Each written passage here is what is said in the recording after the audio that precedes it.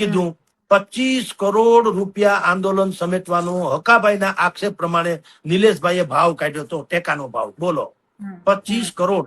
એમાં 2 કરોડ તો સરકારે ખાલી બેસાડવાના, કે ભાઈ 2 કરોડ રૂપિયામાં તમે ખાલી બેહાડી દો એટલે 2 કરોડ તમારા, એમાં 1 કરોડ હકાભાઈને કે તમારા, 1 કરોડ નિલેશભાઈ કે મારા.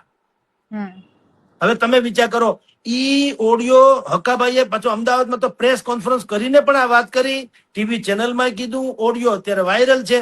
નિલેશભાઈ એમ કેમ નથી કહેતા કે આ ઓડિયો ક્લિપ ખોટી છે?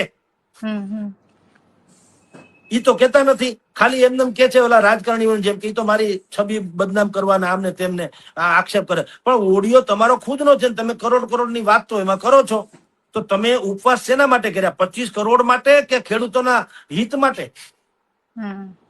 અને બાકી હતું, જુઓ, કિસાન કોંગ્રેસ એનું તો ટેકો હતો જ. ભારતીય કિસાન સંઘ એને પણ કીધું સરકારને તમે ક્યાંક વહીવટ કરો. મોરબી પંથકના બીજા ધારાસભ્ય છે એને વાત કરી છે કે ખેડૂતોની માગણી હારી છે ને આમ ને તેમ.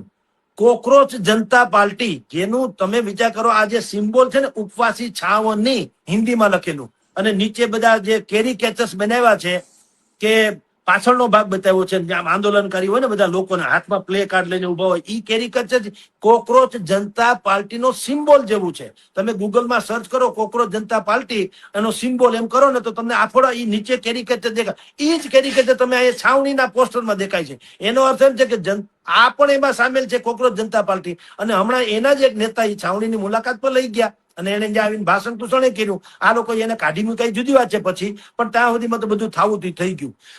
તો રાજકારણીઓ આની ભીતર તો છે ને છે. નિલેશભાઈ પર રીઢા રાજકારણી છે, એને કોઈ પણ ભોગે આંદોલન હળગતું રાખવું છે. ઈ હોય કે બાકીના એના જે સમત કહેવાતા ઉપવાસીઓ હોય તે, એ બધાને સમત. પણ અત્યારે ખેડૂતો પણ સમજી ગયા છે કે આ લોકો હવે વધારે પડતું ખેંચી રહ્યા છે. એટલે અત્યારે મને જાણવા મળે છે એ પ્રમાણે કે ખેડૂતો કેટલાક લોકો કે છે નિલેશભાઈને કે ભાઈ સાહેબ હવે આ બધો હાવ રાખો, બંધ કરો. એટલે કદાચ આજ સાંજ સુધીમાં અથવા આવતીકાલ સવાર કે બપોર સુધીમાં છાવણીનો વાવટો વીટલાઈ જશે. અને જો નિલેશભાઈ કોઈ પણ પ્રકારે વધારે પડતી કોઈ પણ પ્રકારની જીદ પકડી રાખશે તો સંભવ છે કે એની અટકાયત પણ કરવામાં આવે યા તો ધરપકડ કરવામાં આવે. આમ આખે